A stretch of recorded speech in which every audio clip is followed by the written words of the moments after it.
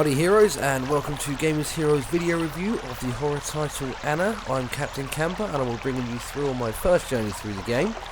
It is published by Calypso Media, who are quite popular for games like Tropico, but it's the first title out of the Dreampainter Studios. It is advertised as a horror adventure game with puzzle elements. As you can see, the graphics aren't that bad from this title, they're pretty impressive. This is directly at the start of the game. You're placed outside the sawmill, brief introduction with a few background voices, and that's about it. So yeah, we're going to see what we have to get up to here. I'm guessing we've got to get inside this big building, as we're all fenced in over here. There's the door. It won't budge. It's not going to be that easy, is it? No, of course it wouldn't be. Another door. Come on, make it easy. Let's do it.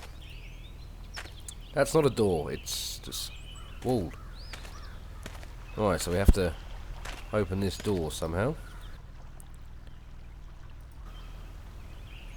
Not much hint there. Oh, there's another little door here. Apparently that's locked by a piece of string. What have I got? This is the inventory system. As you can see, I've got a mobile phone, a lighter, a knife, a canteen, and a jotter. Don't need a rocket scientist to figure this one out. Well, hey!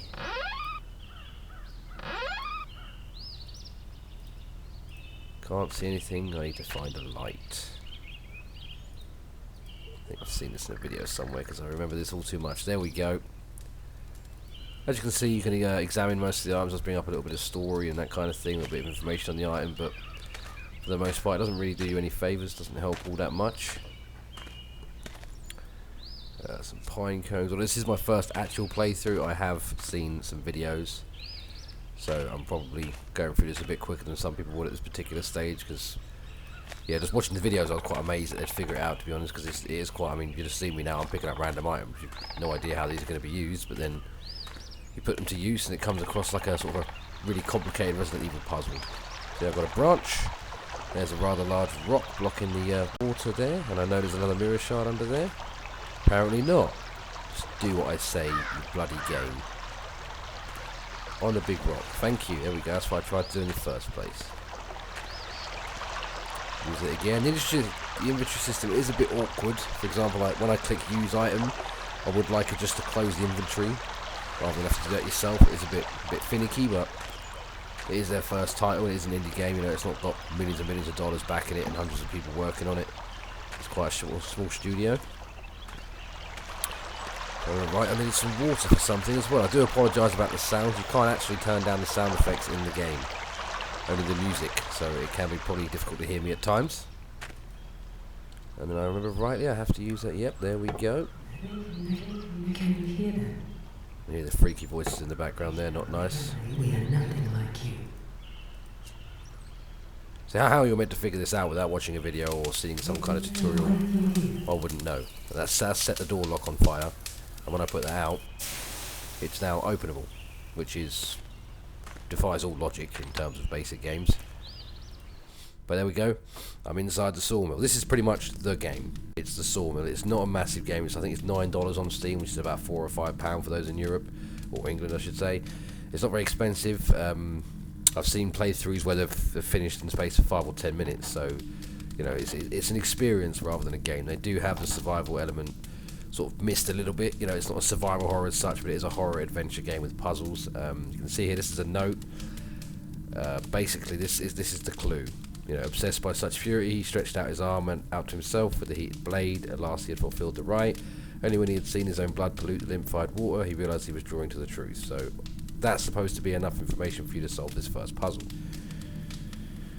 Now, I don't recall many videos on this particular bit here, so you might have to bear with me as I make myself look like a complete puzzle noob.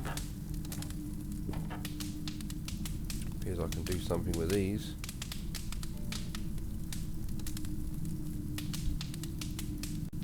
Right, so moving these, kind of. There we go, ish. Come on, there we go. Another one.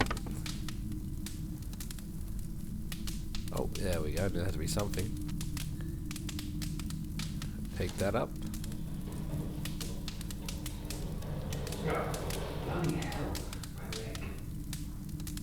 Eerie noises, but nothing actually happening. I don't really like the constant creaking of the floorboards. It definitely makes it a bit awkward. I can't open that. There we go. I can open that.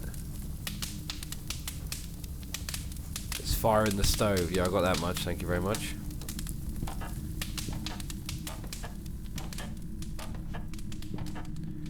An eerie door. It's locked.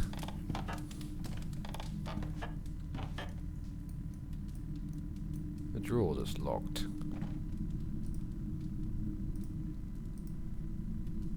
A solid blow.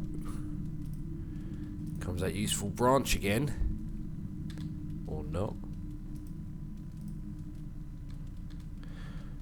As you can see, the puzzles are quite intricate. They're not very full on with the clues and stuff in the game, so it's just kind of figure it out as you go along, which does retract from the horror experience. Obviously, when you're in a room that's full of scary lights and noises, it's scary, but when you're in there for 20 minutes trying to solve a puzzle, it sort of loses the fear experience a little bit. There you go, built a ritual dagger. They still exist. They are within me. Oh, there we go.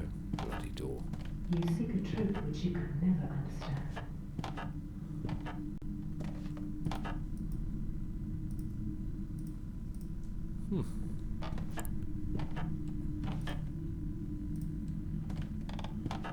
Tell me, what do you Not sure if that's a graphical glitch or... Oh no, feeble luminescence.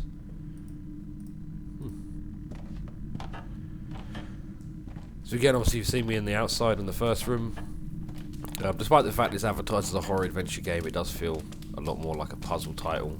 The puzzles are constant and they do keep you in the same place for long periods of time. Give me some sawdust, not overly sure what I can do with that. Now, I'm assuming I need to find a way to get in either that door or this little thing here, but I have no idea how to do so.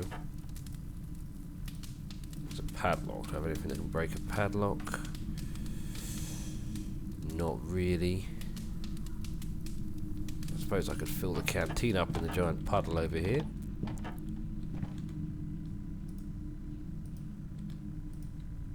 Handy. Not sure what I can do with that. Oh, actually. Yeah, there we go, figuring this shit out. Leave the water on the fire, right? Yeah, look at that. And now I have a key.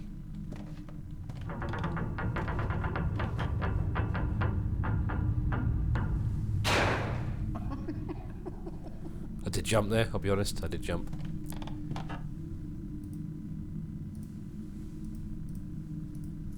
Right, I've got the key. Forever and ever. And ever. Was that for this bit or the door? Did I click the table right there?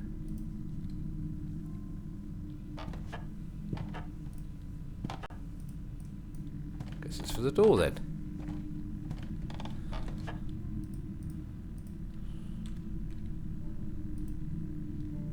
No, of course, using a key on a lock makes no sense. Let me try one more time on this bloody drawer. Oh, yeah, now it works. That makes total sense. Okay, so we've got some leaves. What you lost is not here. You shan't find it again, you know. And a box.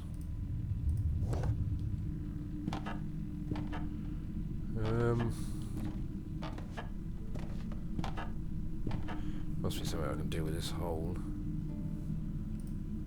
Maybe make it bigger with a knife? Nope. What about the ritual dagger?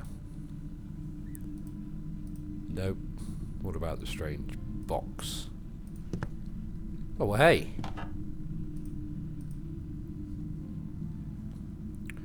Apparently he's well acquainted with those mountains. There's another downside to the game. There is no information about the character you're playing whatsoever.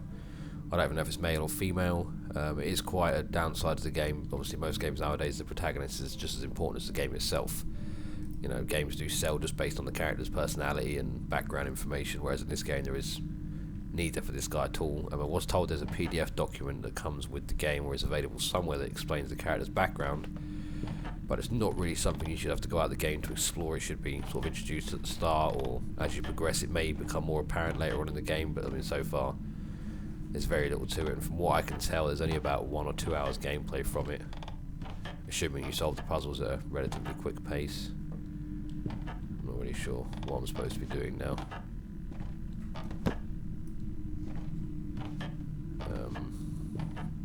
Let's read the apparent clue again.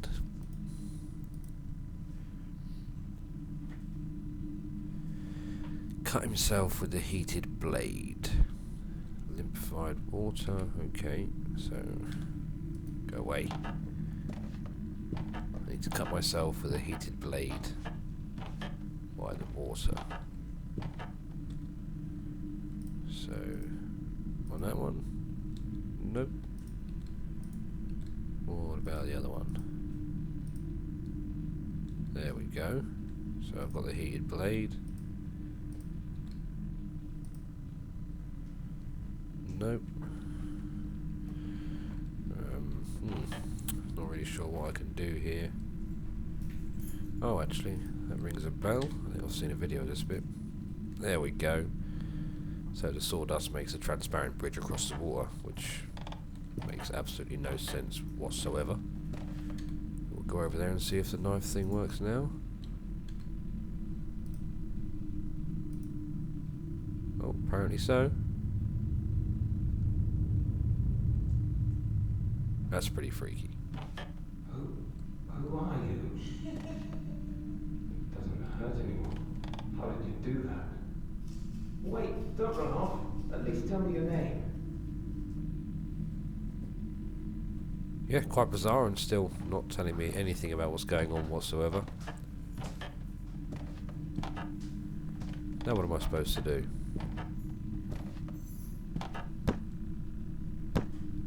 It's still shut. Nothing appears to have changed. Oh, hang on. These weren't here before.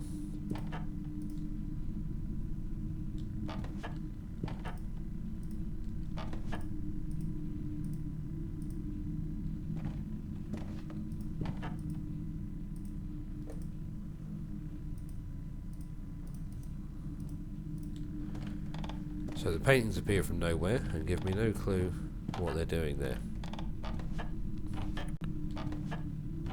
I'm supposed to take this back? I'm not really sure.